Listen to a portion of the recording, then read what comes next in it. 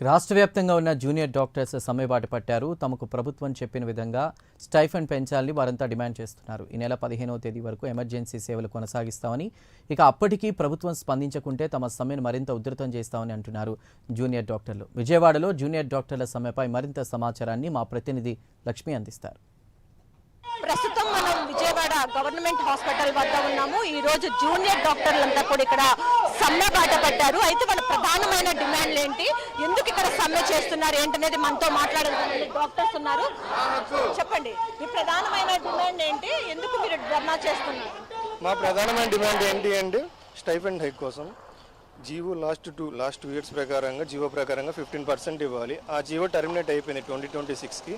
So ఈ 2026 with effect from 2026 ఈ 2 years కూడా మాకు స్టైఫండ్ 15% ఇవ్వాలని మా ప్రధాన డిమాండ్. సో దీనికోసం ఈ సమ్మె జరుగుతుంది. అంటే అధికారుల దృష్టికి అసలు మీరు ఈ సమస్యను తీసుకుని వెళ్ళడం జరిగింది. We're negotiating with health secretary sir, health minister sir. Yesterday we also met health secretary sir, we are negotiating. We met today also, we are going to meet health secretary sir, we are negotiating with that. కొంతమంది junior doctors ఉన్నారు, చెప్పండి ఎందుకు మీరు సమ్మెబాట పెట్టడం జరిగింది? Emergency సేవలు కూడా నిలిపివేశారా? అసలు ఎలా పరిస్థితి ఉంది? అంటే మేము మల్టిపుల్ రిప్రజెంటేషన్స్ ఇచ్చాము regarding various issues like stipend increment which is very much needed. And మేము ఎమర్జెన్సీ సర్వీసెస్ అనేవి ఆపట్లేదండి, డెఫినెట్గా అవి జరుగుతూనే ఉంటాయి. మేము ఇప్పుడు ఓన్లీ నాన్ ఎమర్జెన్సీ సర్వీసెస్నే ఆపుతున్నాము అంతే. అంటే ఎప్పటి నుంచి ఎప్పటి వరకు విధులు బహిష్కరిస్తున్నారు? మీ సమ్మెను ఎప్పుడు ఉధృతం చేసే అవకాశం కనిపిస్తాం?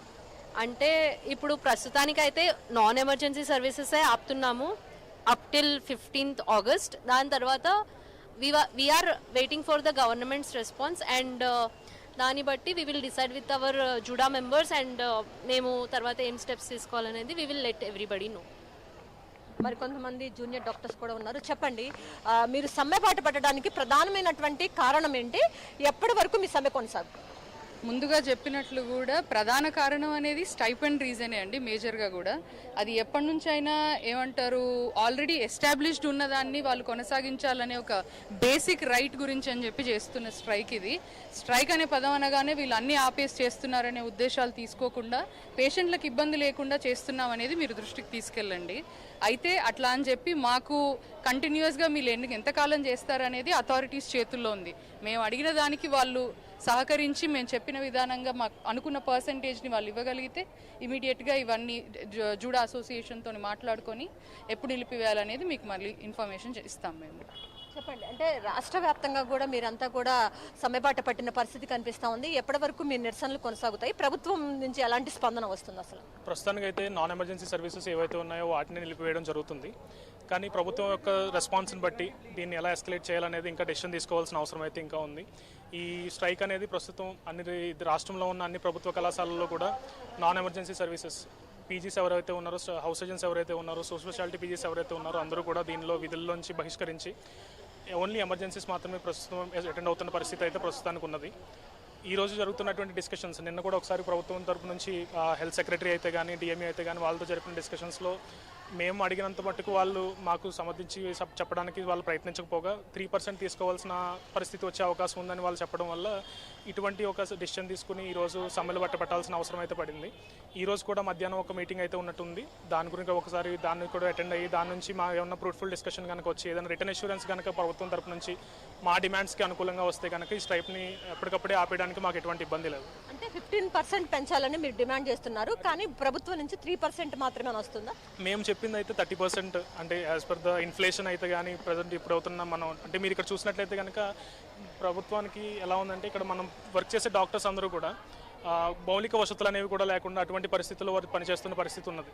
అంటే ప్రభుత్వం ఈ విషయాలు అయితే చాలా అర్థం చేసుకోవాలి. అంటే అడుగుతున్నది కరెక్టా కాదా అనేది వాళ్ళకి తెలుసు, ఎందుకంటే అందరూ కూడా వాళ్ళ శ్రమ అనేది చాలా ఎక్కువ పడుతున్న పరిస్థితి ఉందన్నమాట. అంటే నార్మల్ డ్యూటీ అవర్స్ కాకుండా ఎక్స్ట్రా ఓవర్ బర్డెన్తో వర్క్ చేస్తున్నటువంటి సిచ్యువేషన్స్ అయితే ఉన్నాయి ప్రజెంట్ అయితే.